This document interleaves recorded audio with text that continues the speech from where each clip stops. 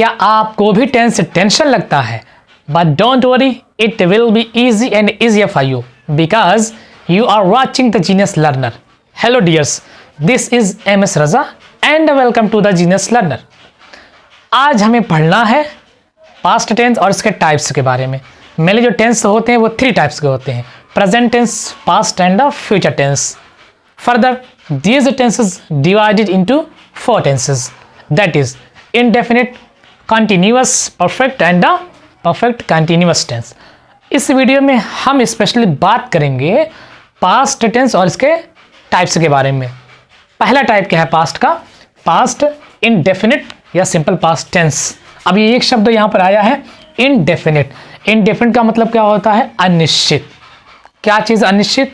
तो इस टेंस के वाक्यों में ये बात अनिश्चित रहेगी, ये बात फिक्स या श्योर नहीं रहेगी कि काम कब से शुरू हुआ है और कब तक वो चलेगा और कब ख़त्म होगा। यानी काम के बारे में कुछ भी जानकारी नहीं रहती है कि वो काम कब शुरू हुआ है और वो काम कब ख़त्म हो जाए। ठीक, इसकी पहचान क्या है? तो हिंदी के सेंटेंस के लास्ट में यदि आपको ता था, ती थे, ते थे, सकता था, सकती थी, सकते थे, सका, सकी, सके, या, ये, ई, ये सब शब्द आते हैं तो वो पास्ट इंडेफिनिट टेंस होता है। ठीक है, अब देखिए पास्ट इंडेफिनिट टेंस का जो अफर्मेटिव वाला वाक्य होता है या पॉजिटिव वाला वाक्य होता है, उसमें सब्जेक्ट चाहे सिंगुलर नंबर का हो चाहे प्लूरल नंबर का हो, तो उसमें वर्ब के सेकंड फॉर्म में ही आती है। ठीक, वर्ब की सेकंड फॉर्म आती है। यहाँ पर एग्जाम्पल दिए गए हैं। अब इन एग्जाम्पल को 1 बाय 1 हम पढ़ते हैं। इसमें देखते हैं कि कौन से सेंटेंसेस का यूज़ किया गया है। सेंटेंस है, उसने कल मुझे एक कलम दिया। अब ये वाक्य दिया है, सबसे पहले आपको टेंस आइडेंटिफाई करना है और टेंस को आइडेंटिफाई करने के लिए हिंदी के वाक्य के लास्ट में आपको देखना पड़ेगा क्या आया है। क्या आया है यहाँ पर? या आया है। ठीक है, तो या ये कौन से टेंस में आता है? पास्ट इंडेफिनिट में। ठीक है, अब देखिए सब्जेक्ट से शुरू हो रहा है उसने, तो उसने की इंग्लिश क्या होगी? ही। अब सब्जेक्ट आपने लिख दिया तो सब्जेक्ट के जस्ट बाद आपको वर्ब लिखना है और वर्ब की सेकंड फॉर्म लिखनी है। तो क्या हो जाएगा? गिव माने होता है देना और गिव का सेकंड फॉर्म गेव होता है। Give, gave, given. He gave me, यानी मुझे की इंग्लिश क्या हो जाएगी? Me. He gave me a pen yesterday. अब कल आया है, कल की इंग्लिश 2 होती है, यस्टरडे भी होती है और टुमारो भी होती है। एक आने वाला कल होता है, एक बीता हुआ कल होता है। हम बात कर रहे हैं पास्ट टेंस की, तो पास्ट टेंस का जो टाइम होता है वो बीता हुआ टाइम है, गुजरा हुआ कल है। तो गुजरे हुए कल के लिए हमेशा यस्टरडे आता है, या यूं कहें कि पास्ट टेंस में हमेशा हमेशा कल की इंग्लिश यस्टरडे ही आती है। राइट। अगला है, मैं पेड़ पर चढ़ सकता था। सकता था आया है। ठीक, तो ये भी आपका पास्ट इंडेफिनिट टेंस है। अब देखिए सकना की इंग्लिश क्या होती है? कैन। अब कैन तो फर्स्ट फॉर्म में है, ये आपका पास्ट इंडेफिनिट है, अफर्मेटिव वाला वाक्य है। तो इसमें जो है आपको वर्ब की सेकंड फॉर्म लगानी ही है। लेकिन ये सकना आया है तो जो कैन है ये फर्स्ट फॉर्म में है, इस कैन को हम सेकंड फॉर्म में लिख देंगे।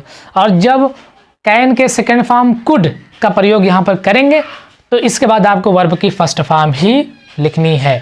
जब भी कुड आएगा तो कुड के बाद आपको वर्ब की फर्स्ट फॉर्म लिखनी है। ठीक, तो आई कुड क्लाइम। क्लाइम मैंने चढ़ना होता है, क्लाइम ऑन द ट्री। अगला है, राकेश ने अपना पाठ याद नहीं किया। ठीक है, ये नेगेटिव का सेंटेंस है और नेगेटिव वाले सेंटेंस में हेल्पिंग वर्ब आती है। क्या? डिड। और जैसे ही आप डिड लगा देंगे इसके बाद आपको वर्ब की फर्स्ट फॉर्म लगानी है। क्यों? क्योंकि ये जो डिड है ना, ये डिड पहले से ही सेकंड फॉर्म में है। किसका सेकंड फॉर्म है? डू का। ठीक है ना, तो जो डू है ये फर्स्ट फॉर्म में है और इसी डू का सेकंड फॉर्म डिड जब यूज़ कर देंगे तो इसके साथ आपको वर्ब की फर्स्ट फॉर्म ही लगा दी है। तो Rakesh did not learn his lesson. ठीक है ना, हिज लेसन। आगे है, महिमा स्कूल समय से कभी नहीं आती थी। कभी नहीं आती थी। अब नेगेटिव वाला सेंटेंस तो है लेकिन कभी नहीं वाला है, तो जब कभी नहीं वाला नेगेटिव का सेंटेंस आता है तो उसमें कभी नहीं की इंग्लिश क्या लगाते हैं? नेवर लगाते हैं। और जब नेवर आप लगा देंगे तो उसमें जो रूल अप्लाई करेंगे वो अफर्मेटिव या पॉजिटिव वाला ही अप्लाई करेंगे। अब यहाँ पर पॉजिटिव का रूल क्या है कि सब्जेक्ट के साथ वर्ब की सेकेंड फॉर्म। ठीक, तो क्या हो जाएगा? महिमा नेवा केम्स, केम हो जाएगा। महिमा never came school in time, समय से की इंग्लिश क्या होती है? In time. अगला है क्या तुमने पतंग उड़ाई? अब देखिए क्या वर्ड से स्टार्ट हो रहा है, मतलब ये इंट्रोगेटिव का सेंटेंस है और इंट्रोगेटिव में हेल्पिंग वर्ब, हेल्पिंग वर्ब वाला है। क्यों? क्योंकि क्या से शुरू हो रहा है, और जब भी कोई इंट्रोगेटिव का सेंटेंस क्या शब्द से शुरू होता तो उस क्या शब्द के लिए व्हाट नहीं लगाएंगे बल्कि हेल्पिंग वर्ब को हम लगाएंगे। अब यहाँ पर हेल्पिंग वर्ब हमको डिड मिली है तो इसी डिड को उठा करके हम सबसे पहले लिख देंगे। तो यहाँ पर आपका क्या हो जाएगा? डिड और उसके बाद सब्जेक्ट वर्ब की फर्स्ट फॉर्म। ठीक है, did you fly the kite. अगला है उन्होंने चीते को कहाँ देखा। यह भी इंट्रोगेटिव का सेंटेंस है। क्वेश्चन वर्ड क्या है? कहाँ, वाक्य के बीच में आया है। जब भी ट्रांसलेट करेंगे तो सबसे पहले इस वाक्य के बीच में आए हुए क्वेश्चन वर्ड प्रश्नवाचक शब्दों की इंग्लिश लिखेंगे, फिर आपको हेल्पिंग वर्ब लिखना है। ठीक, ये हो जाएगा where did they see tiger. जब भी डिड आएगा तो डिड के साथ वर्ब की फर्स्ट फॉर्म। ठीक है, आगे है कितने लड़कों ने नदी में नहाया। या आया है तो या ये पास्ट इंडेफिनिट टेंस में आता है। क्वेश्चन वर्ड है क्या? कितने। अब कितने की इंग्लिश क्या होगी? How many. कितने क्या? लड़के। लड़के क्या है? नाउन। जब भी कितने की इंग्लिश लिखेंगे तो इस कितने की इंग्लिश के बगल में ही लड़कों की इंग्लिश भी आपको लिखनी ही लिखनी है। ठीक, तो क्या हो जाएगा? How many boys. अब यहाँ स्पेशल कोई सब्जेक्ट आया नहीं है तो डायरेक्ट आपको हेल्पिंग वर्ब लिखनी है। How many boys did bath in the river. ठीक है, आगे तुम्हारे घर कल कौन आया। क्वेश्चन वर्ड यहाँ पर क्या है? कौन। और कौन की खासियत है, एक विशेषता है क्या कि कौन क्वेश्चन वर्ड तो है ही, इसके साथ साथ ये सब्जेक्ट भी है, यानी ये सब्जेक्ट का भी काम करता है और क्वेश्चन वर्ड का भी काम करता है। ठीक है, जब हम इस हु वर्ड को सबसे पहले लिख दिए तो अब दूसरे एंगल से हम इसको सब्जेक्ट जब मानेंगे तो अब सब्जेक्ट आ गया सबसे पहले। और किस वाक्य की शुरुआत सब्जेक्ट से होती है? अफर्मेटिव की या नेगेटिव की। ठीक, और ये अफर्मेटिव का है। अफर्मेटिव यानी काम का होना पाया जा रहा है तो अफर्मेटिव की तरह ही ट्रांसलेट करेंगे। कैसे? कि वर्ब की सेकंड फॉर्म लगाएंगे। तो क्या हो जाएगा? Who came to your house yesterday. ठीक है ना, तो यहाँ भी कल की इंग्लिश आप क्या लगाएंगे? यस्टरडे ही लगाएंगे। पास्ट का अगला टेंस है पास्ट कंटिन्यूअस टेंस। तो कंटिन्यूअस का मतलब ही होता है कंटिन्यू रहना, जारी रहना, चलते रहना। मतलब कि इसमें जो है कोई भी काम चलता रहता है, जारी रहता है, लेकिन कब से जारी है, कब तक जारी रहेगा, कुछ जानकारी नहीं रहती है, कुछ पता नहीं रहता है। पहचानेंगे कैसे? तो हिंदी के सेंटेंस के लास्ट में अगर आपको रहा था, रही थी, रहे थे ये सब शब्द मिल रहे हैं तो वो पास्ट कंटिन्यूअस टेंस होंगे। एग्जाम्पल क्या है? शेर जंगल में दहाड़ रहा था। रहा था आया है तो पास्ट कंटिन्यूअस टेंस हो गया। सब्जेक्ट से शुरू हो रहा है, सब्जेक्ट है शेर, शेर की इंग्लिश द लायन। तो द लायन वाज, अब ये वाज हेल्पिंग वर्ब है। ठीक, तो पास्ट कंटिन्यूअस में दो हेल्पिंग वर्ब आती है, वाज और वर। आई, ही, शी, इट या कोई सिंगुलर नंबर का नाउन है तो इनके साथ वर्ब कौन सी हेल्पिंग वर्ब आती है? वाज। इसके साथ साथ अगर सब्जेक्ट प्लूरल नंबर में है, बहुवचन में है तो हम बहुवचन वाले ही सहायक क्रिया भी लगाएंगे। क्या? वर। ठीक, यहाँ हो जाएगा the lion was roaring in the forest. दहाड़ना की इंग्लिश क्या होती है? रोर। कंटिन्यूअस टेंस है, आईएनजी फॉर्म लगाएंगे, रोरिंग हो जाएगा। अगला है बंदर छत पर उछल रहे थे। उछल रहे थे मतलब ये जो बंदर है बहुवचन में है, एक से ज़्यादा है, तो जब सब्जेक्ट बहुवचन में रहेंगे तो क्रिया भी या सहायक क्रिया भी बहुवचन वाली ही लगाएंगे। The monkeys were jumping on the roof. Next है मैं कलम नहीं खरीद रहा था। ठीक है, अब देखिए रहा था आया है, पास्ट कंटिन्यूअस टेंस है, नहीं आया तो नेगेटिव सेंटेंस है, सब्जेक्ट है आई और आई के साथ हेल्पिंग वर्ब वाज लगाई जाती है। क्या हो जाएगा? I was. अब चूंकि नहीं आया है तो नहीं के लिए नॉट हेल्पिंग वर्ब के बाद लगाते हैं। I was not buying a pen. अगला है क्या? चपरासी घंटी बजा रहा था। अब यहाँ पर देखिए इस वाक्य की शुरुआत क्या शब्द से हो रही है। अब ये क्या शब्द इंट्रोगेटिव सेंटेंस में आता है। अब इंट्रोगेटिव सेंटेंस दो टाइप के होते हैं, एक क्वेश्चन वर्ड वाले और दूसरे हेल्पिंग वर्ब वाले। ठीक, जब इंट्रोगेटिव सेंटेंस की शुरुआत क्या शब्द से होती है, तो उस क्या शब्द के लिए व्हाट नहीं लगाते हैं, बल्कि हेल्पिंग वर्ब को सब्जेक्ट के नंबर के अकॉर्डिंग सबसे पहले उस क्या की जगह लिख देते हैं। क्या हो जाएगा, क्या चपरासी। अब क्या की इंग्लिश आपको व्हाट नहीं लगानी है, बल्कि वाज वर्ब में से कोई एक लगानी है सब्जेक्ट के अकॉर्डिंग। सब्जेक्ट चपरासी एक वचन में है, तो यहाँ पर क्या के लिए जो शब्द आएगा वो एक वचन वाला आएगा, यानी जो भी सहायक क्रिया आएगी एक वचन वाली आएगी। और कौन है, वाज हो जाएगा। Was the peon ringing, ring माने होता बजाना, रिंगिंग द बेल, बेल माने घंटी। अगला है तुम कौन सी पुस्तक पढ़ रहे थे। ठीक, अब देखिए क्वेश्चन वर्ड यहाँ पर क्या आया है, कौन सी। और कौन सी की इंग्लिश क्या होती है, विच। ठीक, अब यहाँ पर देखिए विच बुक, जब भी कौन से आए तो इनकी इंग्लिश के साथ साथ इनसे जो रिलेटेड नाउन्स जो होते हैं इनकी भी इंग्लिश बगल में ही लिखते हैं। जैसे यहाँ पर नाउन कौन आया है, पुस्तक आया है, तो क्या लिखेंगे, विच बुक। अब सब्जेक्ट यू है तुम, तो तुम प्लूरल में आता है, तो हेल्पिंग वर्ब प्लूरल वाली ही लगाई जाएगी। Which book were you reading. अगला है वह लड़का कितना पानी पी रहा था।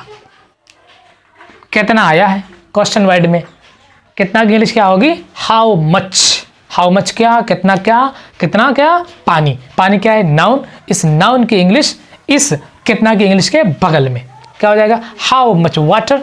उसके बाद देखिए दैट बॉय, यानी वह लड़का एक वचन में है, तो सहायक क्रिया एक वचन वाली ही लगाएंगे। How much water was that boy. वह लड़का, ये ही और शी वाला नहीं है, ही वाला। वह इशारा किया जा रहा, संकेत किया जा रहा कि वो वाला लड़का, यानी जो ये वह वर्ड है ये प्रोनाउन नहीं है, बल्कि ये डिमॉन्स्ट्रेटिव एडजेक्टिव है, संकेतवाचक विशेषण है। तो how much water was that boy drinking. Past का अगला टेंस है पास्ट परफेक्ट टेंस। इस टेंस में कोई भी काम कंप्लीट हो चुका होता है, पूरा हो चुका होता है। ठीक है, पहचानेंगे कैसे, तो वाक्य के लास्ट में चुका था, चुकी थी, चुके थे, या था, ये थी, ये थे, ये सब शब्द मिलेंगे। ठीक है, अब देखिए यहाँ पर दो कंडीशन है। पहली कंडीशन में एक ही सब्जेक्ट आएगा और एक ही वर्ब आएगी। ठीक, दूसरी कंडीशन में क्या है कि दो सब्जेक्ट आएगा, दो वर्ब आएगी। ठीक है, दो काम साथ साथ चलेंगे, एक काम पहले समाप्त होगा, दूसरा बाद में समाप्त होगा। जो काम पहले समाप्त होगा उसको पास्ट परफेक्ट में ट्रांसलेट करेंगे, और जो काम बाद में समाप्त होगा उसे पास्ट इंडेफिनिट में ट्रांसलेट करेंगे। राइट, देखिए एग्जाम्पल दिया है, मैंने अपना पाठ याद कर लिया था।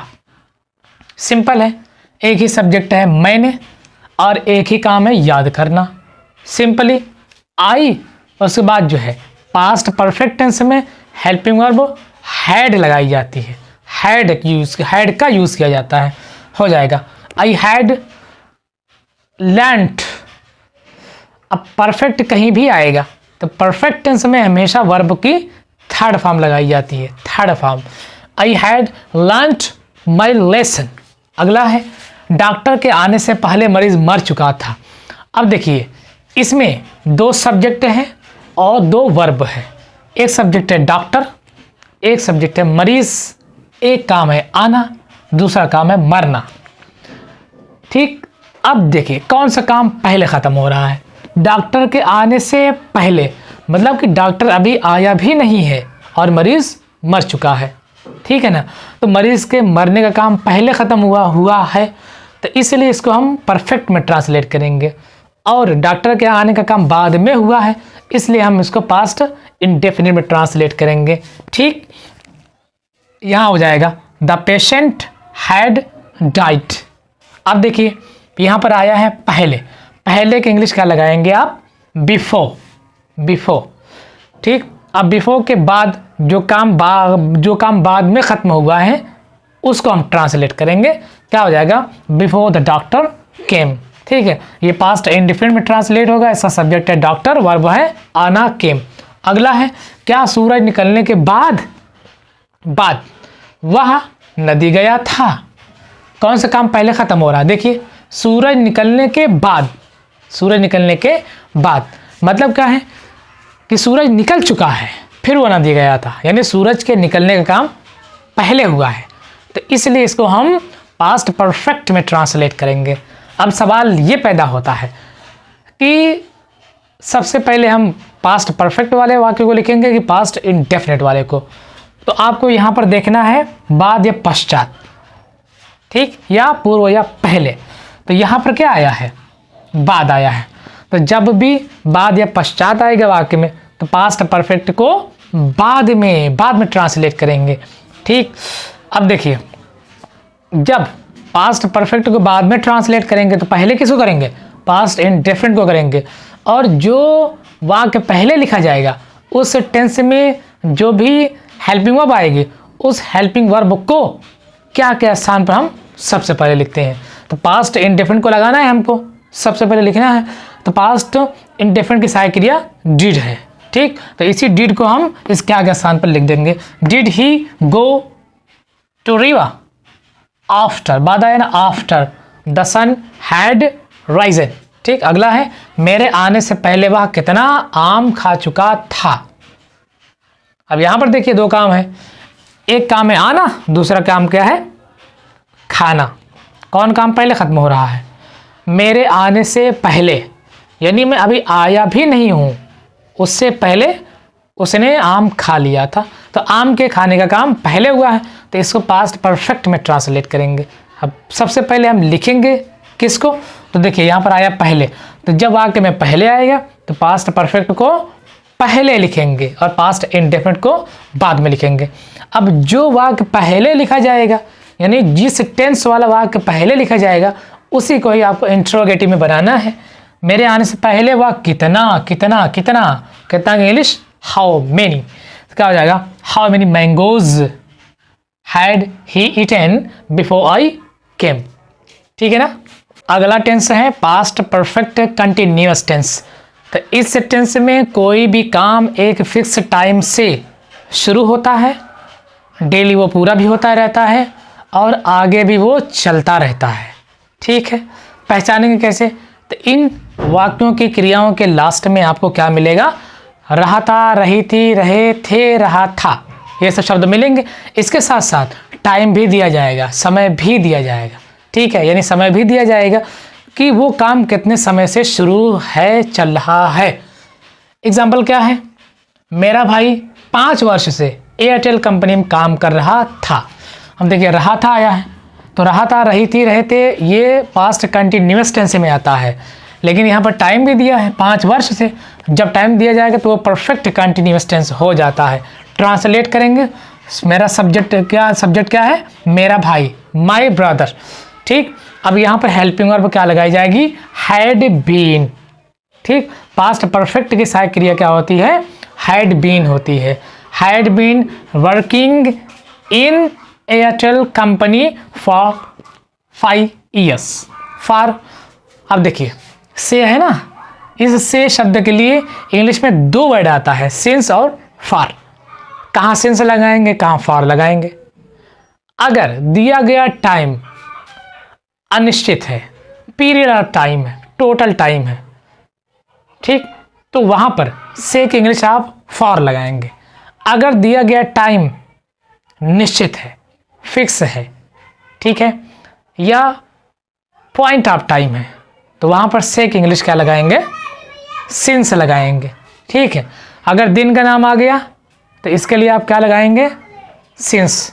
दिन का नाम हो गया, महीने के नाम हो गया, वर्ष का नाम हो गया, दिन का कोई एक पार्ट हो गया, जैसे सुबह, शाम, दोपहर, ठीक है ना, या जन्म हो गया, बर्थ, चाइल्डहुड हो गया, ये टाइम है निश्चित। तो इनके साथ से इंग्लिश आप क्या लगाएंगे, सिंस लगाएंगे। बाकी अगर नंबर आता है जैसे 10 दिन, 5 वर्ष, 4 घंटा, 10 घंटा, ये अनिश्चित होता है और इसके लिए से इंग्लिश फॉर लगाते हैं। अगला है किसान सुबह से खेत में पानी दे रहा था। पानी देने का काम जारी है, कब से जारी है, सुबह से। अब सुबह जो है ये दिन का एक भाग है, तो दिन के जो भाग होते हैं वो निश्चित होते हैं और इनके साथ से एक इंग्लिश सिंस लगाते हैं। तो क्या हो जाएगा, फार्मर्स हैड बीन वाटरिंग, ठीक है ना। अब रहा था आया तो यहाँ पर कंटिन्यूस फॉर्म भी लगाएंगे। तो watering in the field since morning. अगला है वह क्या अध्यापक 11 बजे से पढ़ा रहे थे। ठीक, अब देखिए क्या हो जाएगा, क्या से शुरू हो रहा है, तो इसका शब्द के लिए आपको हेल्पिंग वर्ब लगानी है, वो भी मेन हेल्पिंग वर्ब, दोनों नहीं एक साथ, मेन वाली पहले।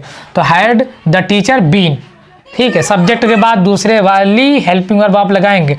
Had the teacher been teaching since 11 o'clock। अब यहाँ पर से की इंग्लिश आप सिंस लगाएंगे, क्यों? क्योंकि यहाँ पर टाइम निश्चित है। अगर इस 11 बजे की जगह पर 11 घंटा होता तो ये अनिश्चित हो जाता, और से की इंग्लिश आप फॉर लगाते, ठीक है, क्योंकि वो बदलता रहता है। अभी 11 घंटा है, 1 घंटे बाद 12 घंटा हो जाएगा, फिर अगले घंटे 13 घंटा हो जाएगा, मतलब टाइम बदल रहा है, अनिश्चित है, ठीक है ना। अब वो लड़कियां रविवार से क्यों रो रही थीं, क्यों रो रही थीं।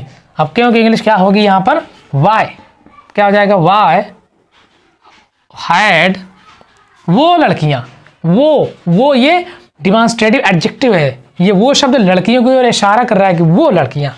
तो क्या हो जाएगी, those, why had those girls. अब दूसरी वाली हेल्पिंग वर्ब बीन, बीन काम क्या है, रोना, ठीक, क्राइंग, टाइम क्या दिया है, रविवार से, और रविवार दिया है, से की इंग्लिश क्या लगाएंगे, सिंस लगाएंगे, क्योंकि रविवार क्या है, नेम ऑफ डे है, दिन का नाम है, दिन का नाम निश्चित होता है। सिंस मंडे, सॉरी रविवार है ना, संडे। लास्ट में सवालिया निशान लगा देंगे। तो that's all about past tense and it's a parts.